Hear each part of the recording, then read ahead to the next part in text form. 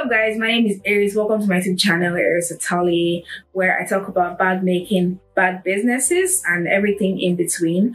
So today I'm actually posting a video on product photography, and since what I make is bags, we are definitely going to photograph a bag. And since some people are beginners, they don't have all the gadgets, they don't have all the devices, so I'm going to talk about my own simple, or rather my basic gadget setup. And we're not just using one device, we're actually using two. So depending on where you fit in and what you have, we can now work with it. Okay, so two devices we're using today. I'm using my iPhone and I'm using my Canon M50 with a 50mm lens, and I'm using a Viltrox EF-EOS M2 mount. This is actually called a Speedbooster. So for people that are more into, like, you want to go professional, I would suggest you focus on the camera. But if you want to stay mobile, you can use the iPhone. Either way works fine. So my setup is the same for both. I'm using two LED lights and a background. So two things I want to show you. First is, so for people that don't have like the big box lights, or you know, those big professional ones. So what I did in my own case, I took this is the panel light that I normally use.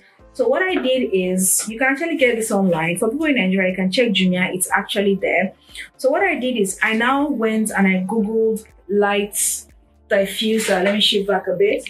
So I Googled diffusers for LED panel lights, and that was what actually came up. Even though I actually kind of got the wrong size for this one, you can see this one is for a much bigger light, but I still sort of made it work. I'm like, I don't care, you are going to work. So what this does is, it softens the lights. It's well, basically it diffuses it. So because panel lights tend to be very harsh, that was what I noticed at first. Like, they were very, generally just puts in your face, as opposed to the ring light. This is a ring light that's here. This one is wide and circular, so it sort of spreads the light. But with panel lights, they just sort of focus all that light in one place. So I didn't really like it. I'm like, yeah. So I checked this out. There are actually a ton of measurements you can go through. So I'm going to put links and everything in the description for people that want to actually check this one out. And also for this small panel light, these ones are really, really cheap. I got two of them, and I got two diffusers. So I got a black background, and our model for the day is this pink Marbles, very cute bag. I just got this bag, it's so cute. So I figured that it would make sense for me to photograph this. So this is going to be our muse for the day. We're going to get different angles, and I'm going to show you guys how to edit your pictures when you're snapping your products. All right, so I think that's everything. So yeah, let's move to that, and let me show you guys how I actually do my lighting. My background is, I got a T-shaped, I'm going to put pictures. I got a T-shaped stand. So this one, you can just clip whatever material you want to use. So we're going to do our videos in two steps. First is, I'm going to snap with two devices. I will snap with the iPhone, and I'll snap with the camera. Then I would edit the picture with Lightroom app, not the one for this thing. I'm going to use Lightroom.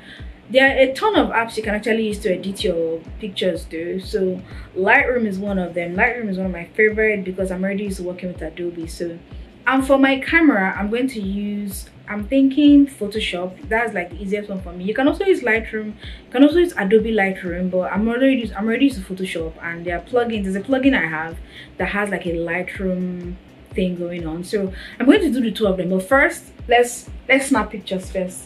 So let's set up our lighting.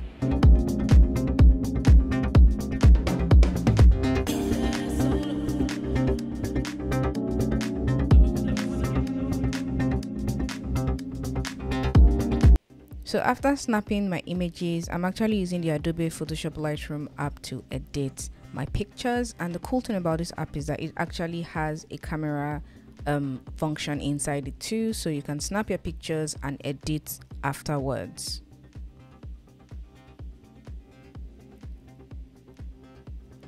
So after snapping a bunch of photos, we are now going to start editing it. So first, we're actually going to click on mask. This actually selects an area So we're going to select the subject. It's usually easier to do that. Then you click invert. That is the icon. You could just follow the finger. So when you do that, you've selected the background, and this way you can actually edit it separately apart from the subject itself. So reducing the exposure is going to make the background a little darker. So now we can now work on the image itself.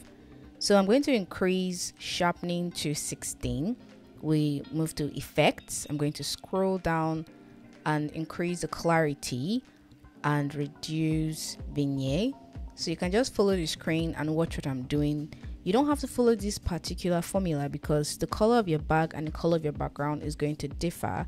But I'm just showing you guys how I edited this in less than 2 minutes. So this is before and this is after. And after you're done editing your picture, you can just export it straight to your phone.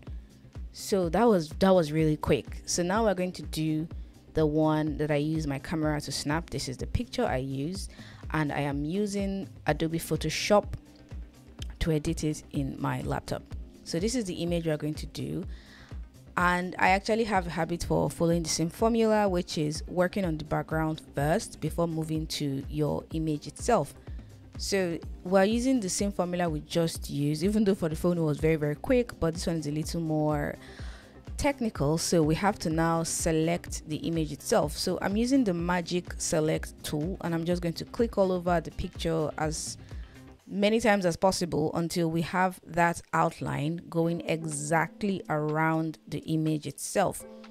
The first thing we're actually working on is the background, but I realized that it's actually easier to first select your image, then invert it. So we go to select, click inverse.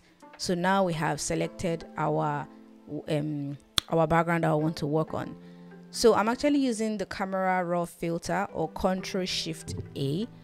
That one now takes us to this small window where first of all we have to reduce exposure.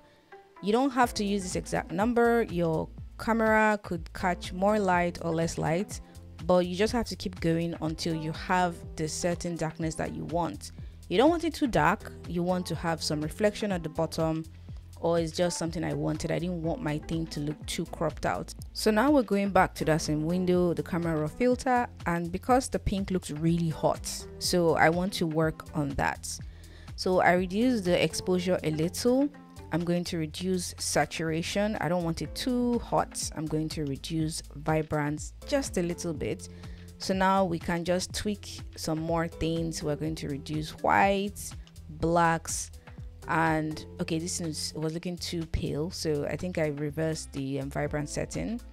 Then I'm going to go down to detail and increase the sharpening because I want my image to be as clear as possible.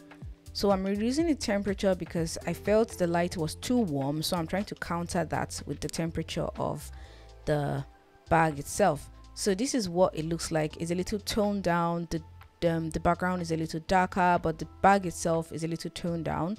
So to save our image, you're just going to go to File, click Save As, and you rename your file and you pick the format you want it to be in. If it's JPEG, PNG, anything you want, you can actually save your image in any format you want.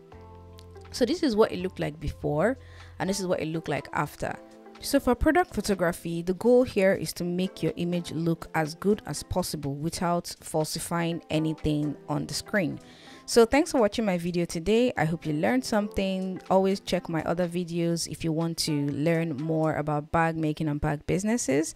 Thanks a lot. Don't forget to like and subscribe, and I'll see you in my next post.